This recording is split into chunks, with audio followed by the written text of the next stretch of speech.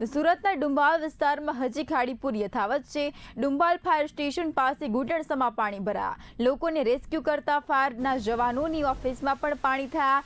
ડુંબાલ fire station જવા માટે ઘૂંટણસમાં પાણી ભરાયા તો ઘૂંટણસમાં પાણી પાર કરવાની ફરજ પડી છે। છેલ્લા 3 દિવસથી ખાડીપુરના પાણી યથાવત છે। મારું નામ मनोज शुक्ला है। हूँ फायर ऑफिसर डुंबाल फायर स्टेशन। पानी એટલે 2 ફૂટ જેવું પાણી થાય છે। આ ગટરિયા જે પૂર હોય આ લિંબાયત મીઠી ખાડી જે લેવલ 8.5 ફૂટ ઉપર વધે ત્યારે આ ગટરનો પાણી લેવાનું બંધ થઈ જાય છે। એટલે આ ગટરનો પૂરનો પાણી પછી અહીંયા જ બધું ભેગા થાય છે આ રોડ પર।